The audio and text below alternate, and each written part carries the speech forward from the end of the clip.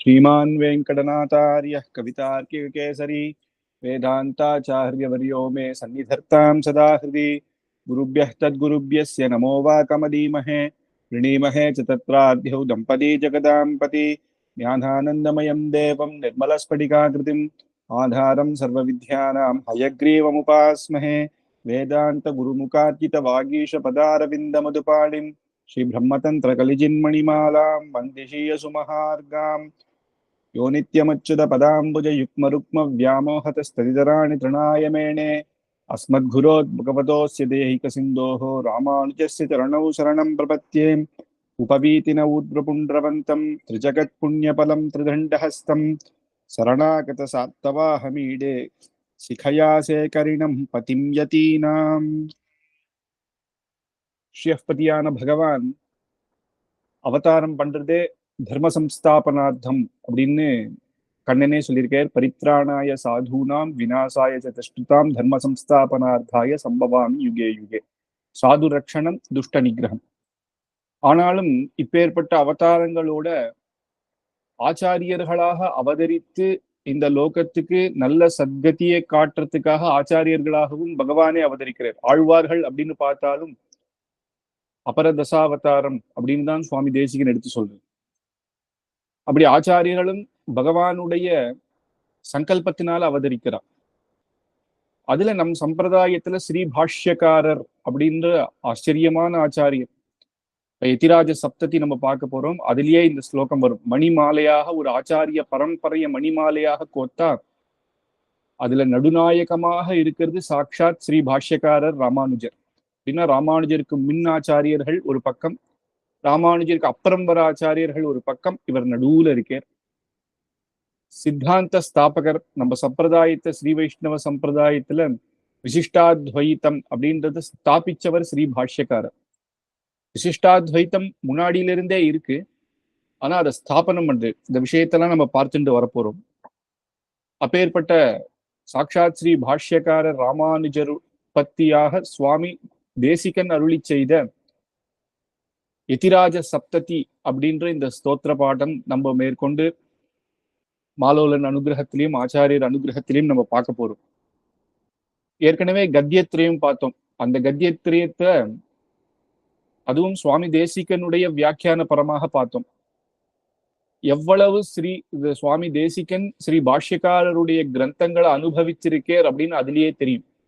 அடியேன் சொன்னது ஒரு 5% இருந்தா கூட பெரியோர்கள் கிட்டேந்து வாக்கியம் பார்த்தா கத்தியத்திரயத்தை அப்படி அனுபவிச்சு வியாக்கியானம் பண்ணியிருக்கேன். அப்படி ஸ்ரீ பாஷ்யக்காரருடைய பல கிரந்தத்துக்கு சுவாமி தேசிகன் ஆச்சரியமான வியாக்கியானங்கள்லாம் பண்ணியிருக்கேன். அப்படி இந்த இடத்துல சுவாமி தேசிகன் பண்ண ஸ்தோத்திரம் அப்படின்னு இருக்கு. ஸ்ரீ பாஷ்யக்காரரை பத்தி ஸ்தோத்திரங்கள் அப்படின்னு பார்த்தா நிறைய பேர் பண்ணியிருக்கா. அதுல கூரத்தாழ்வார் வடுகு நம்பிகள்லாம் பண்ண ஸ்லோகங்கள் அவ பாஷ்யக்காரரை நேரடியா சேவிச்ச சிஷ்யா. அதனால இன்னும் ஆச்சரியமாக இருக்கும். அதுக்கப்புறம் வந்த பல ஆச்சாரியர்கள் பண்ணியிருப்பா. ஆனா சுவாமி தேசிகன் பண்ணதும் அது சமம். பாஷ்யக்கார் இருக்கச்ச நேரடியா இருந்து சேவிச்சு பண்ணியிருந்தா எப்படியோ அப்படி அனுபவிச்சு ஒவ்வொரு கிரந்தங்களையும் அனுபவிச்சு பண்ணியிருக்கார் சுவாமி தேசிகன். சுவாமி தேசிகனுடைய பரம்பரை இப்போ ஒவ்வொன்னா பார்த்துட்டு வரப்போறோம். இன்னைக்கு அவதாரிக்கை தேசிகனுடைய பரம்பரை, ஆச்சாரிய பரம்பரை எல்லாமே பார்த்தா பாஷ்யக்காரர் சேர்த்துதான். அதனால இது ராமானுஜ சம்பிரதாயம் அப்படின்னு சொல்றோம். சுவாமி பிரம்மதந்திர பரகால சுவாமி திவ்யசூரி ஸ்தோத்திரம் பண்ணும் பொழுது அதுல ஸ்ரீ பாஷ்யக்காரருடைய அவதாரத்தை சொல்லும் பொழுது சைத்ரார்த்த சம்பவம் விஷ்ணோஹோ தர்ஷன ஸ்தாபனோத்சகம் துண்டீர மண்டலே சேஷமூர்த்திம் ராமானுஜம் பஜே. தர்ஷன ஸ்தாபனோத்சுகம், ஒவ்வொரு ஆச்சாரியர்களுடைய அவதாரம் விசேஷம்னு இருக்கு இல்லையா?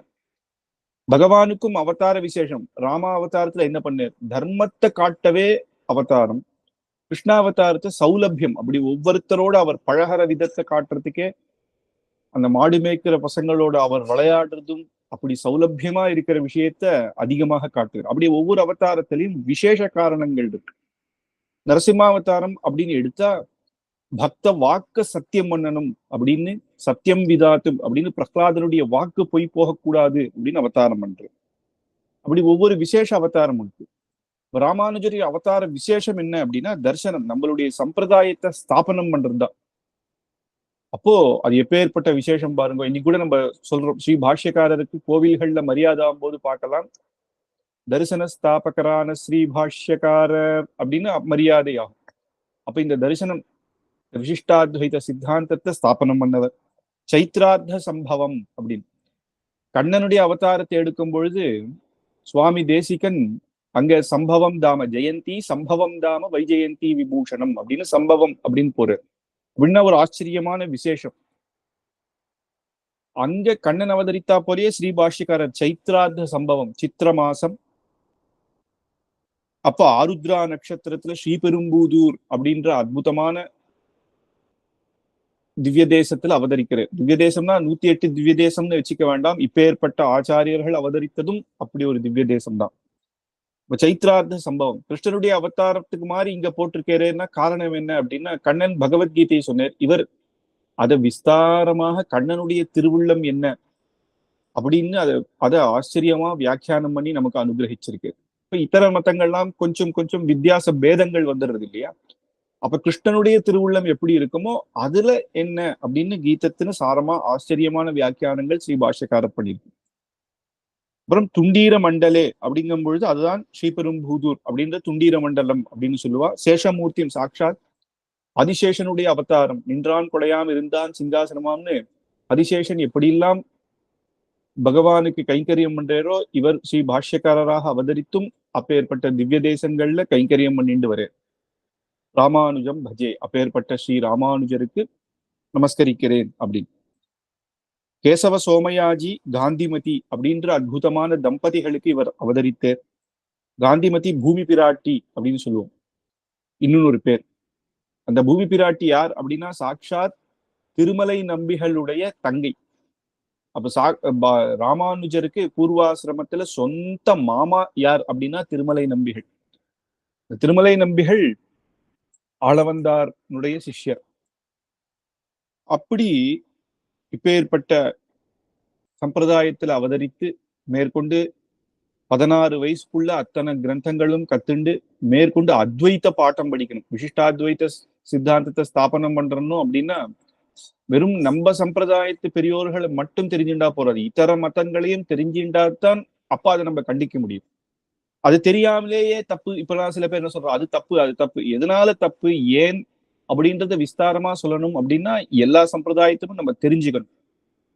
அப்படி யாதவ பிரகாசர் அப்படின்ற ஒரு குரு கிட்ட அத்வைத்தத்தை கத்துண்டே, அதுக்கப்புறம் யாதவ பிரகாசரே பிற்காலத்துல ராமானுஜருக்கு சிஷ்யராகிட்டு.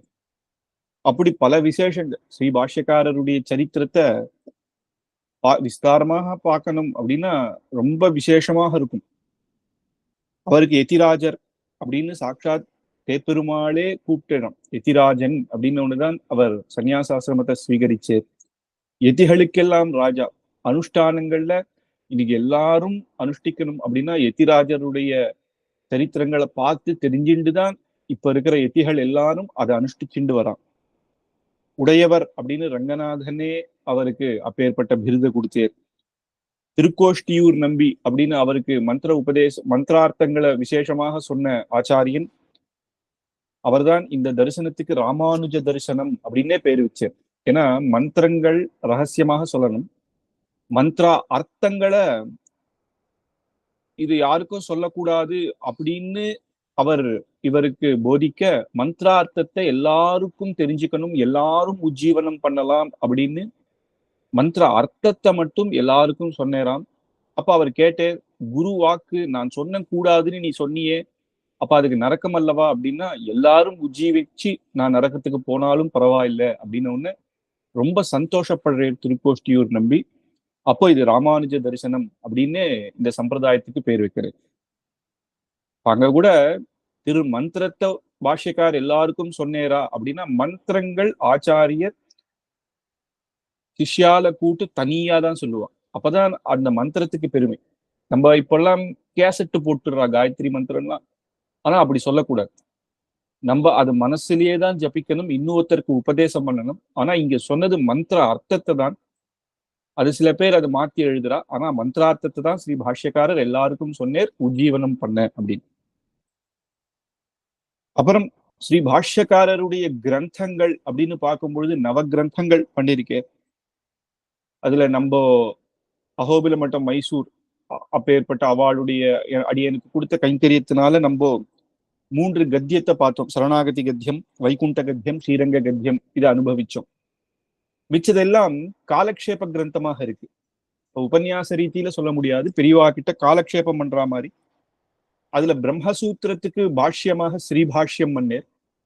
அதுவே அது கொஞ்சம் நல்ல ஞானம் இருக்கணும் அப்படின்றதுக்கு சாமான்யமாக இருக்கிறவாளுக்கும் கொஞ்சம் புரியுற மாதிரி இருக்கிறதுக்கு சாரம், வேதாந்த சாரம், அதுக்கப்புறம் மீடியமான வியாக்கியானம் வேதாந்த தீபம், அப்புறம் விஸ்தாரமான வியாக்கியானம் ஸ்ரீபாஷ்யம் அப்படின்னு பிரம்மசூத்திரத்துக்கே 3 விதமான வியாக்கியானம் பாஷ்யக்காரர் பண்று. அதான் அவருடைய கருணை. சாரம் இப்ப எல்லா சூத்திரத்துக்கும் விஸ்தாரமா பார்த்துட்டு போனா கூட நமக்கு மனசுல ஞாபகம் வச்சுக்கணும் அப்படின்னா சில ஹைலைட் பாயிண்ட் ஞாபகம் வச்சுக்கிறோம் இல்லையா, அதுக்கு சாரமாக அவரே கொடுத்துட்டார். இந்த சூத்திரத்துக்கு இதான் சாரம். அப்புறம் வேதார்த்த சங்கிரகம், வேதத்துக்கு அர்த்தங்கள்ல எந்த இடத்துல நமக்கும் இதர மதங்கள், ஏன்னா வைதிக மதங்கள்ல வேதத்தை ஒத்துண்டவா, வேதத்தை ஒத்துக்காதவாளை தள்ளிடுவோம், அவா நமக்கு அவசியம் இல்லை. வேதத்தை ஒத்துண்டு சில இடத்துல நமக்கு சம்பிரதாயம் வேதம் வருது இல்லையா, அந்த இடத்தை மட்டும் எடுத்துட்டு வியாக்கியானம் பண்ணியிருக்கார். ஏன் இது இப்படிதான் அப்படின்றத ஸ்ரீ பாஷ்யக்காரர் வேதார்த்த சங்கிரகம், கீதா பாஷ்யம் பூர்த்தியா பகவத்கீதைக்கு பண்ணியிருக்கேன். நித்தியம் அப்படின்னு நித்திய திருவாராதனங்கள்லாம் பண்றதுக்கான சில நித்திய கிரந்தங்கள் பண்ணியிருக்கேன். அப்படி நவ கிரந்தங்கள். அதுல முக்கியம் பாஷ்யம். பிரம்மசூத்திரத்துக்கு பல பேர் பாஷ்யம் பண்ணியிருக்கா. பிரம்மசூத்திரம் யார் பண்ணா அப்படின்னா வேதவியாசர். அந்த வேதவியாசருக்கு அவர் தன்னுடைய சிஷ்யர்களுக்கு விஸ்தாரமாக சொல்லி கொடுத்திருப்பார் இல்லையா, அதை எழுதி வச்சுட்டு இருக்காவா சிஷ்யா. அத பாதராயண விருத்தி கிரந்தம் அப்படின்னுவா. அந்த விருத்தி கிரந்தம் ஆளவந்தாருக்கு என்னன்னா, விசிஷ்டாத்வைத சித்தாந்தத்தை ஸ்தாபிக்கணும் அப்படின்னா, ஒரு சம்பிரதாயத்தை ஸ்தாபனம் பண்ணணும் அப்படின்னா, நம்ம ஒரு கருத்துகளை கொண்டு வந்து, இப்ப ஜீவன் அப்புறம் பகவான் பரமாத்மா, இந்த ஜீவன் சேஷி, இவனை அவருக்கு கைங்கரியம் பண்ணதான் இருக்கான் அப்படின்ற இந்த விஷயத்த நம்ம வந்து விஸ்தாரமாக சொல்லி ஸ்தாபனம் பண்ணணும் அப்படின்னா, பிரம்மசூத்திரத்துக்கு அர்த்தங்களை எழுதி இதெல்லாம் அதுல அப்படி இருக்கு அப்படின்னு ஸ்தாபனம் பண்ணாதான் உண்டு. அது எழுதினா மட்டும் போராது. காஷ்மீர்ல போய் சரஸ்வதி பீட்டத்துல சரஸ்வதி தேவி முன்னாடி இதை வைத்து இதெல்லாம் சொல்லி அங்க இருக்கிற பெரிய பெரியவர்கள்லாம் அந்த காலத்துல, இப்ப வந்து பாகிஸ்தான் ஆக்குபைடு காஷ்மீர் அப்படிங்கிறோம், அந்த காலத்துல எல்லாம் நம்மளவா இருந்திருக்காங்க. அப்பேற்பட்ட மகான்கள்லாம் இருந்திருக்கா. அவெல்லாம் வாதம் பண்ணுவா. அந்த வாதத்துல ஜெயிச்சா அப்ப எல்லாரும் ஒத்துண்டு சரஸ்வதி தேவி ஒத்துண்டாதான் இந்த பாஷ்யம் சரி அப்படின்னு அர்த்தம். அதுல பல பாஷ்யங்கள் இருக்கு. சரஸ்வதி தேவி வாதம் பண்ணிட்டு ராத்திரி வச்சுட்டு போவா. சரஸ்வதி தேவி கிட்ட வச்சுட்டு போயிடுவா அந்த கிரந்தத்தை.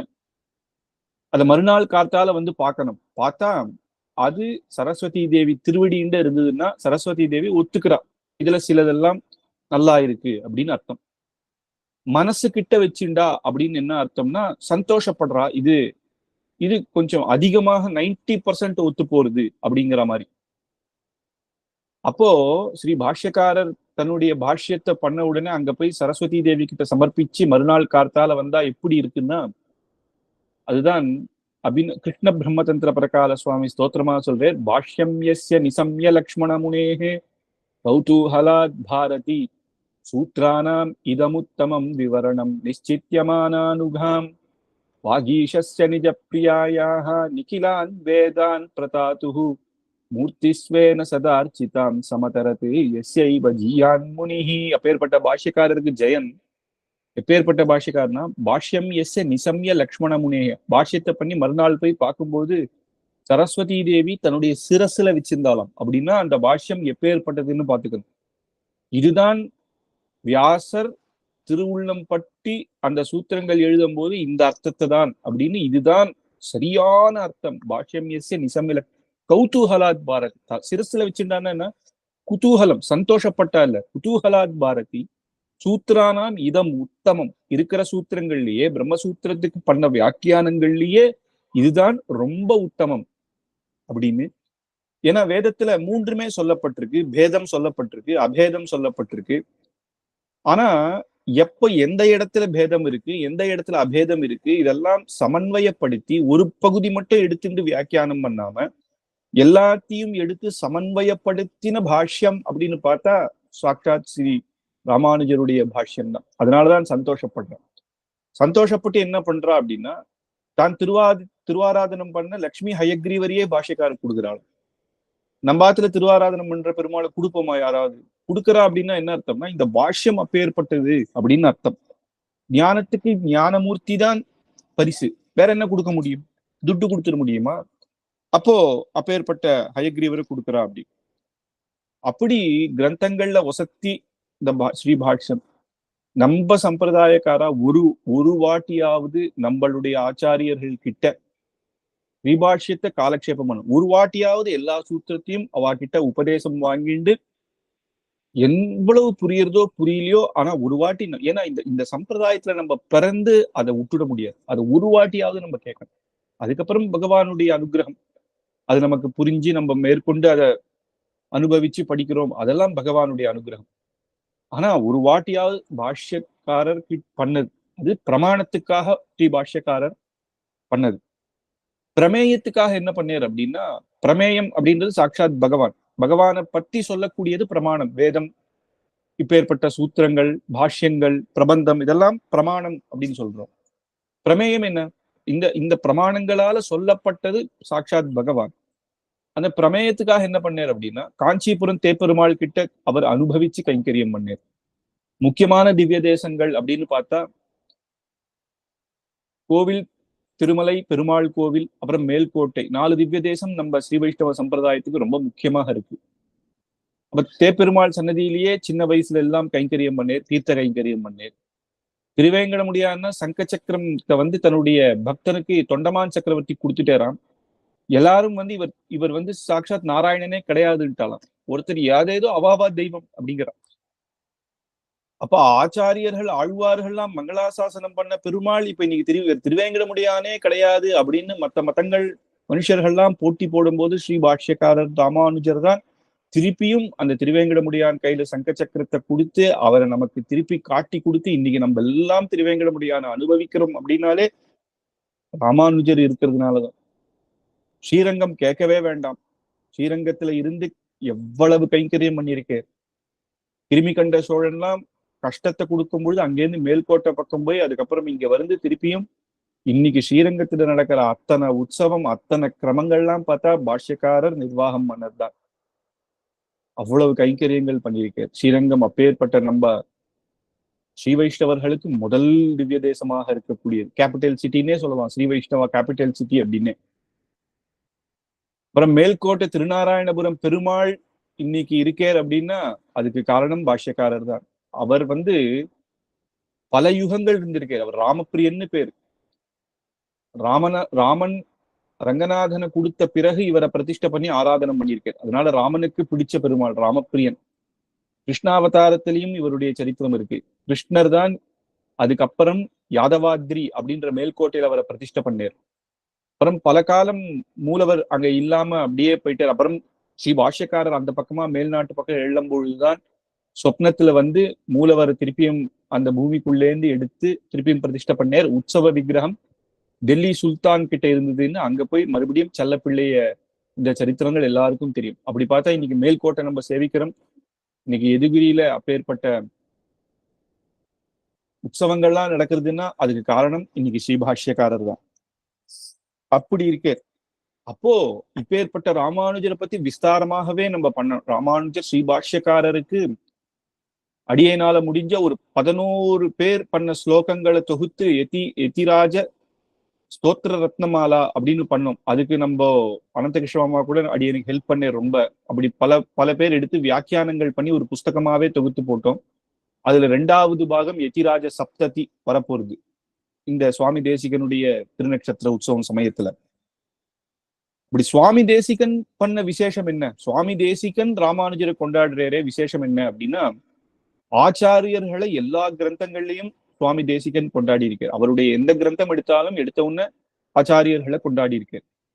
ஆனா ராமானுஜருக்கு தனி ஸ்தோத்திர பாட்டமே பண்றது. எத்தனையோ ரகசியத்திரிய கிரகத்தில் அங்கங்க கூட ராமானுஜர் பத்தி சில ஸ்லோகங்கள் வந்தா கூட தனியா தொகுத்து எதிராஜ சப்ததி அப்படின்னு பண்றாரு. அதுலயும் ஆரம்பம் 10 ஸ்லோகம் பார்த்தா ஆச்சாரிய பரம்பரை தான் ஒவ்வொருத்தரையா சொல்லிட்டு வர. ஸ்ரீமன் நாராயணன்ல இருந்து ஆரம்பிச்சு ஒவ்வொருத்தரையும் சொல்லிட்டு வர.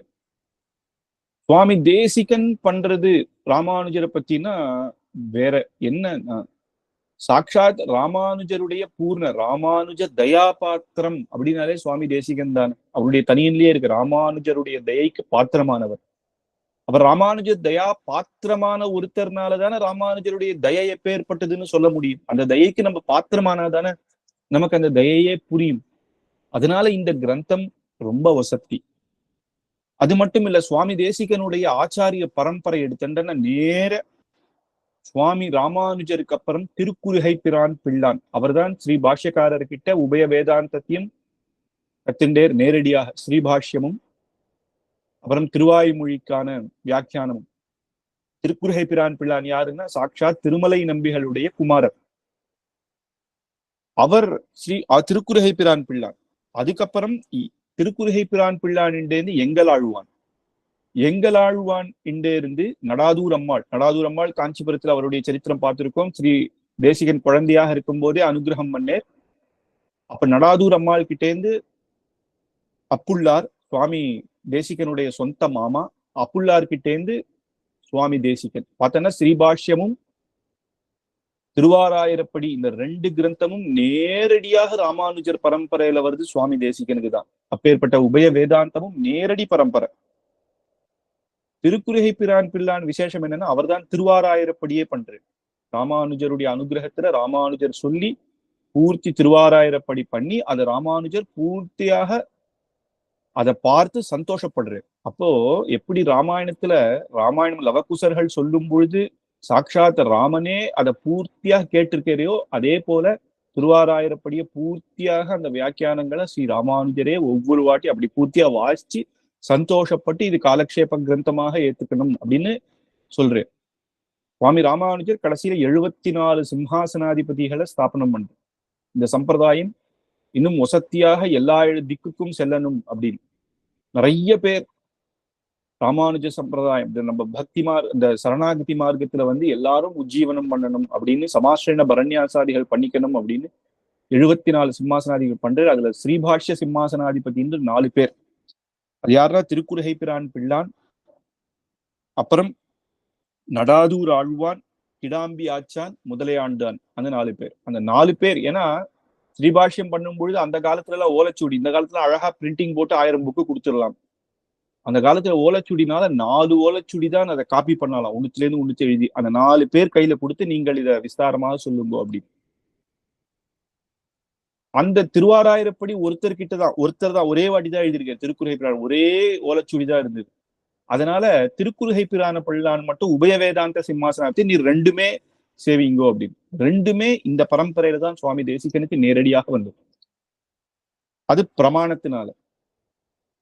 அதுக்கப்புறம் சுவாமி தேசிகனுடைய சம்பிரதாயத்துல தன்னுடைய மாத்துலர் அம்மா வம்சத்துல பார்த்தா ஆத்திரேய கோத்திரத்துல ரணதார்த்திஹரன் அப்படின்னு கிடாம்பி ஆச்சான் சாட்சாத் ஸ்ரீ பாஷ்யக்காரருக்கு மடப்பள்ளி ஆச்சான் மடப்பள்ளியில கைங்கரியம் பண்ணிட்டு மடப்பள்ளி வந்த மனம் எங்கள் வார்த்தையுள் மன்னியதே அப்படின்னு சுவாமி தேசிகன் சொல்றாரு. அப்படின்னா என்னன்னா மடப்பள்ளி அவ அம்மா வழியா தாத்தாக்கு தாத்தா அப்பேற்பட்ட கிடாம்பி ஆச்சான், அவர் பேர் மடப்பள்ளி ஆச்சானே பேர். ஸ்ரீ பாஷ்யக்காரருடைய மடப்பள்ளியில பிரசாதம் கலிக பண்றவர். அவர் மகான் சிஷ்யர், மகாஜானி. ஒரு சமயத்துல என்ன ஆச்சுன்னா பாஷ்யக்காரருக்கு விஷத்தை போட்டு பிக்ஷையை கொடுத்துடுறான். அப்படி ஒரு அசூய அந்த ஸ்ரீரங்கத்துல யாரோ ஒருத்தருக்கு அவர் மேல அசூய.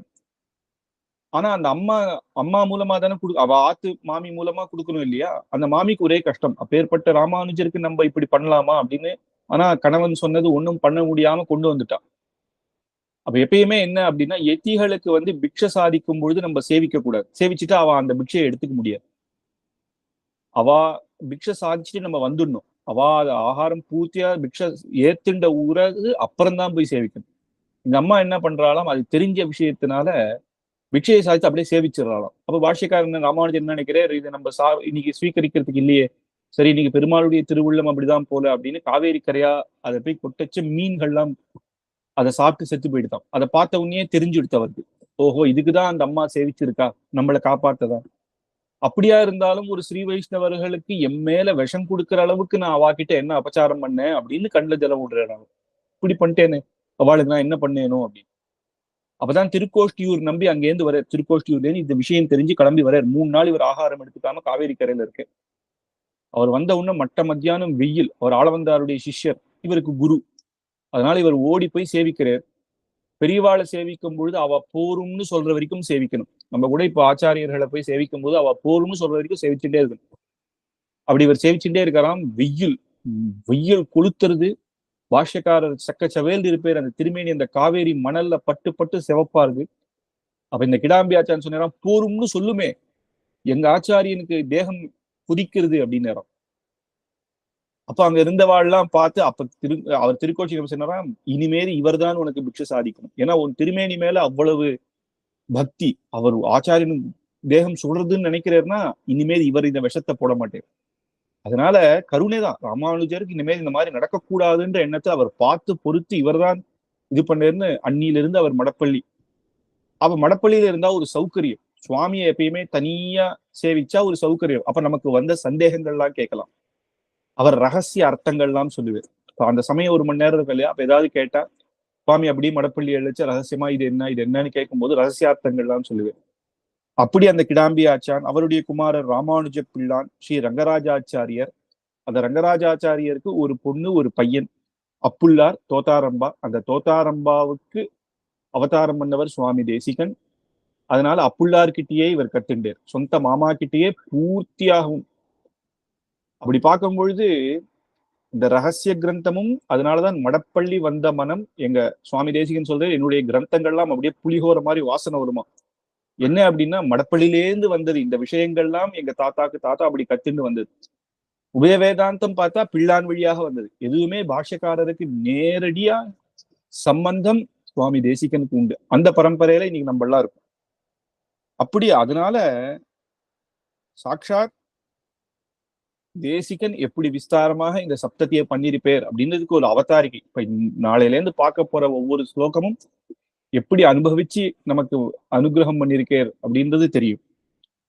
அது பிரமாணம் ஆச்சாரியர் மூலமா. பிரமேயம் அப்படின்னு பார்த்தாலும் ஸ்ரீ பாஷ்யக்காரர் ஆராதித்த ஹயக்ரீவர், அவர் திருக்குறுகை பிரான் பிள்ளான் ஆதாரித்தேர், புண்டரீகாட்ச தேசிகன், சடகோப தேசிகன், அப்புறம் வேதாந்த தேசிகன், அப்படி வந்தது. அப்ப வேதாந்த தேசிகருக்கு பிரமாண பிரமேயம் ரெண்டுமே பாஷ்யக்காரருடைய சம்பந்தம் உண்டு.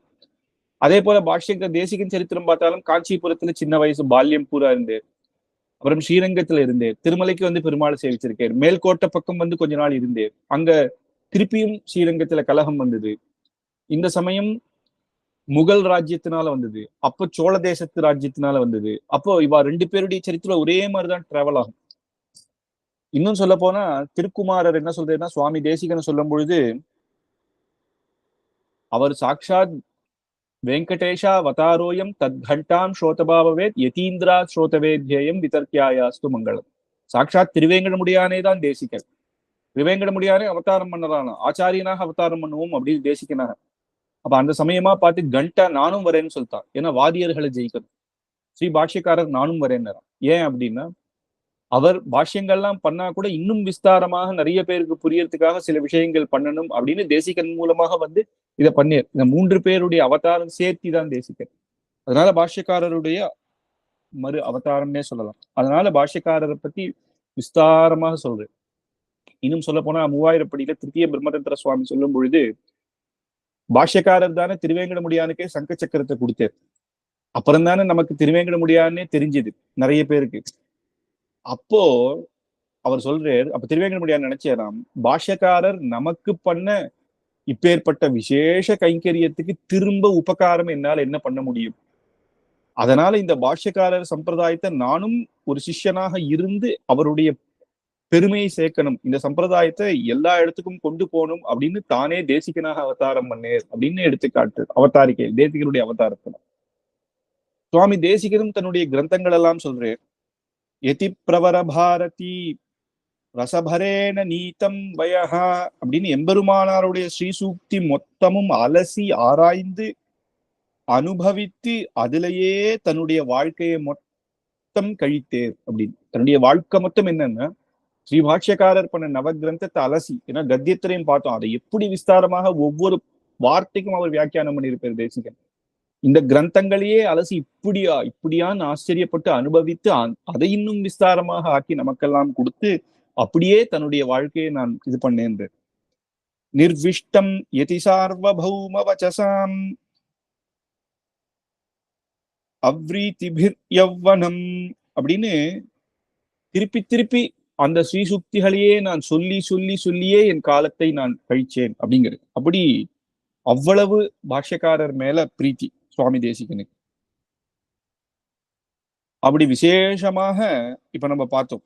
இப்ப இந்த எதிராஜ சப்தத்தில பகவான் சுவாமி தேசிகன் என்னென்னலாம் சொல்ல போறேன் அப்படின்னா, இந்த குரு பரம்பரை ஸ்ரீமன் நாராயணனிலிருந்து ஆரம்பித்து பாஷ்யக்காரர் வரைக்கும் அந்த ஆச்சாரியர்கள் ஒவ்வொருத்தரும் அவ பண்ண நமக்கு அனுகிரகம், ராமானுஜருடைய அவதார வைபவம், அவர் அவதாரம் பண்ண காரணம் என்ன, நமக்கு எப்பேற்பட்ட அனுகிரகம் பண்ண அப்படின்னு, ராமானுஜருடைய கிரந்தங்களுடைய வைபவம், அந்த கிரந்தங்கள்லாம் இல்லாம போனா இன்னைக்கு நம்ம என்ன ஆயிருப்போம் அப்படி இந்த தரிசனத்தை ஸ்தாபனம் பண்ணேர் அப்படின்னும், அவருடைய கல்யாண குணம், அந்த கிரந்தங்கள் மட்டும் பண்ணிட்டு போகாம ஒவ்வொரு திவ்ய தேசத்திலையும் திருப்பணிகள்லாம் பண்ணி நமக்கு கைங்கரியத்தங்க கொடுத்து பிரபந்தம் பாராயணம் இப்படி எல்லாம் பண்ணணும் அப்படின்னு விசேஷமாக நம்மளுக்கு ஒரு கோவில்ல கைங்கரியம் அத்தனையும் சீர்திருத்தம் எல்லாம் பண்ணேர். அது இல்லாம எல்லாருக்கும் அனுகிரகம் பண்ணேர். அப்புறம் சித்தாந்த ஸ்தாபனம் எப்படி பண்ணேர். அப்புறம் வேதார்த்தங்கள் அதெல்லாம் விசேஷமாக எந்தெந்த இடத்துல எப்படி சாதிச்சிருக்கார் அதுவும் சில ஸ்லோகங்களாக இங்க சொல்றார். அப்புறம் தேப்பெருமாளுக்கு கைங்கரியம், ராமானுஜர் அப்படின்னாலே அந்த தீர்த்த கைங்கரியம் தான் முதல்ல ஞாபகம் வரும். அதனால எப்பேற்பட்ட நம்ம சம்பிரதாயத்துல பார்த்தா என்ன பெரிய வித்வானாக இருப்பா, ஆனா அவ பண்றது என்ன அப்படின்னா கைங்கரியம். இப்ப நம்ம ஏற்கனவே பார்த்தோம் கிடாம்பி ஆச்சான் அப்பேற்பட்ட ராமானுஜருடைய சிஷ்யர், ஆனா மடப்பள்ளி கைங்கரியம். அதனால ஆச்சாரியர்களுக்கும் பெருமாளுக்கும் அவ கைங்கரியம் அப்படி இருக்கு. அப்படி திருமேனி ஸ்ரீ பாஷ்யக்காரருடைய திருமேனி வர்ணனை அப்படி ஒவ்வொன்றும் விஸ்தாரமாக இந்த சப்தத்தில நமக்கு அனுகிரகம் பண்ண போறேன். அப்படி முதல் ஸ்லோகம் இன்னைக்கு ஆரம்பிக்கலாம். கமப்யாத்யம் குரும் வந்தே கமலாகிருஹமேதினம் பிரவக்தா சந்தசாம் வக்தா பஞ்சராத்திரஸ்ய ஸ்வயம். சாட்சாத் ஸ்ரீமன் நாராயணன் கமலாகிருஹமேதினீம் அப்படின்னு சொல்லும் பொழுது நம்ம சம்பிரதாயத்துல முதல் குரு யார் அப்படின்னா ஸ்ரீமன் நாராயணன் தான் பிரதம குருவாய் அப்படிங்கிற. அப்போ பீத்தகவாடை பிரானை பிரதம குருவாய் அப்படின்னு பிரதம குரு யாருன்னா ஸ்ரீமன் நாராயணன். வெறும் பெருமாள் இல்ல, நாராயணன் இல்ல, ஸ்ரீமன் நாராயணன் தாயாரோட சேர்ந்த பெருமாள் தான். அவரை நான் நமஸ்கரிக்கிறேன் அப்படின்னு ஆரம்பிக்கிறேன் முதல் குருவாக இருக்கிறதுனால. இன்னொன்னு என்னன்னா, இப்பேற்பட்ட பாஷ்யக்காரர் நமக்கு கிடைச்சார், அதுக்கு காரணமும் சாட்சாத் பகவானாகத்தான் இருக்கார், அவருடைய சங்கல்பம் தானே. அதனால கமப்யாத்யம் அப்படின்னா விலட்சணமாகவும் முதல் குருவாகவும் இருக்கார். கமப்யாத்யம் ஆத்யம் குரும் அப்படின்னா முதல் குரு, பிரதம குரு சாட்சாத் ஸ்ரீமன் நாராயணன். கமப்யா அப்படின்னா விலட்சணமான, இன்டிஸ்கிரைபபிள் அப்படிங்கிறோம் இல்லையா, அப்படி ஒரு வர்ணிக்க முடியாத அளவுக்கு முதல் குருவாக இருக்கக்கூடிய வந்தே அப்பேற்பட்ட பகவானை சேவிக்கிறேன். கமலாகிருஹமேதினம் அப்படின்னு தாயார புருஷகாரம் பண்ணி பெருமாளை இங்க சொல்றேன்.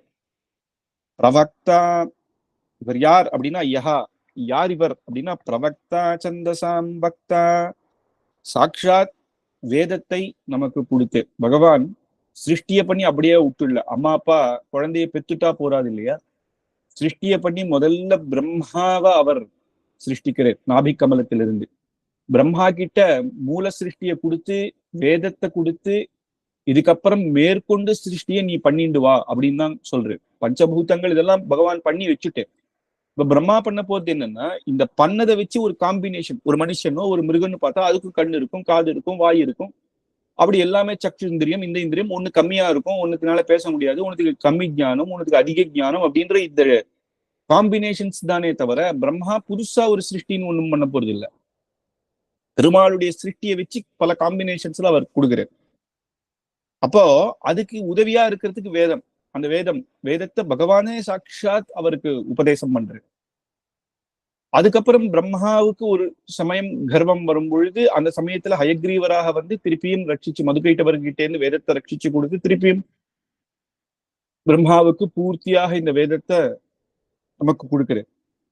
அது மட்டும் இல்ல, பகவான் எப்பேற்பட்ட அனுகிரகம் பண்றார் அப்படின்னா, வேதம் பிரம்மாவுக்கு கொடுக்கறது மட்டும் இல்லாம தன்னை ஆராதிக்கக்கூடிய, தனக்கு உபாயம் சரணாகதி பண்ணணும் அப்படின்ற இந்த உபாயங்கள் பகவானை ஆராதிக்கிறது அப்படின்னு நமக்கெல்லாம் பகவான் இன்னைக்கு கோவில்கள்ல ஆராதிக்கிறோம், ஆத்துல கிரகத்துல ஆராதிக்கிறதுக்கெல்லாம் அதுக்கும் சாட்சாத் பகவானே அனுகிரகம் பண்றார்.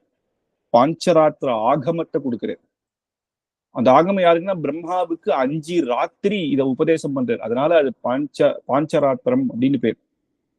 சாட்சாத் பகவானாலேயே கொடுக்கப்பட்ட இந்த ஆகமம் எப்படி கோவில்கள் கட்டுறதிலிருந்து, எப்படி விமானங்கள், எந்தெந்த மாதிரி வித்தியாசமான விமானங்கள், எப்படி பேர்பட்ட பிரதிஷ்டை எல்லாம் பண்ணலாம்.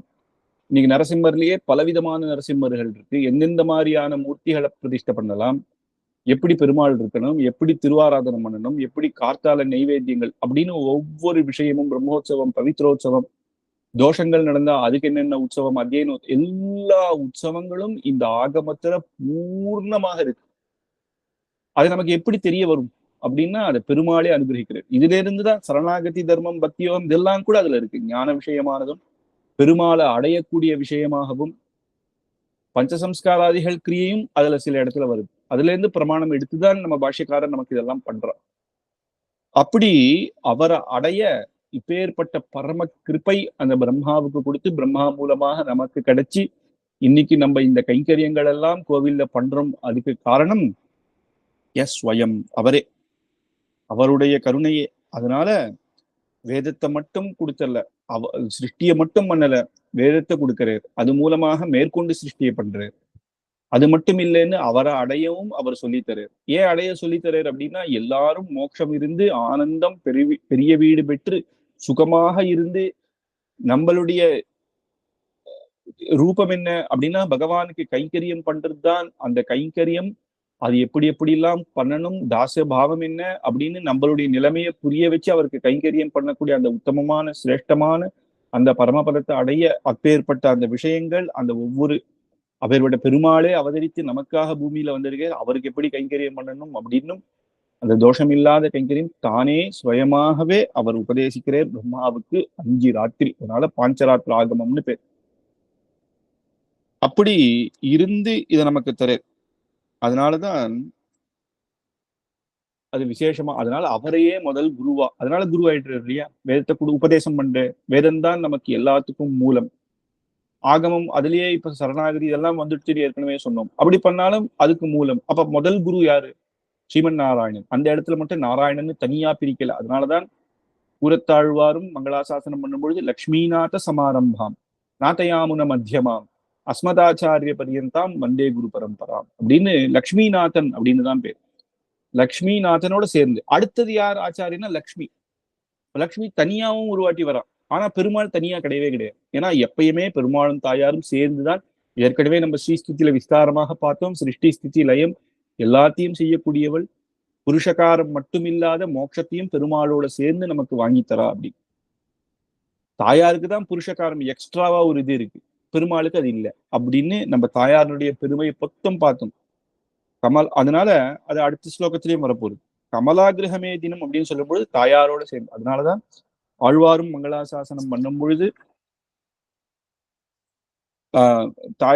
நம்மாழ்வார் பண்ணும்பொழுது அகலகில்லே நிறையும் என்று அலர்மேல் மங்கை உரை மார்பான்னு பிரியவே பிரியாத தாயார். அலர்மேல் மங்கை உரை மார்பா அந்த மார்பிலேயே இருக்கிறதுனால பெருமாளோட இருக்கா. அதனால தனியா போச்ச பெருமாளை போய் நம்ம சரணாகதி பண்ண, அப்ப பெருமாள் உன்னுடைய தண்டனை எல்லாம், நீ என்னென்ன பாவம் பண்ண அதுக்கு தண்டனை எல்லாம் கொடுக்க ஆரம்பிச்சிருவாராம். தாயார் இருக்கும்போது பண்ணா பக்கத்துல இருந்து நம்ம குழந்தை தானே, அவன் ஏதோ தெரியாம பண்ணிட்டான் அப்படின்னு சொல்லுவா. அதனால தாயாரோட சேர்ந்து இருக்கும் போதுதான் பண்ணணும். அதனால இந்த இடத்துல பிரதம குருவாக இருக்கக்கூடியவர்களை நமஸ்கரிக்கிறேன். மேற்கொண்டு தாயார அடுத்த ஸ்லோகத்துல சொல்றேன். அது அடுத்த வாரத்துல இருந்து பார்க்கலாம். கவிதார்க்கிக சிம்ஹாய கல்யாண குணசாலினே ஸ்ரீமதே வெங்கடேஷாய வேதாந்த குரவே நமஹ.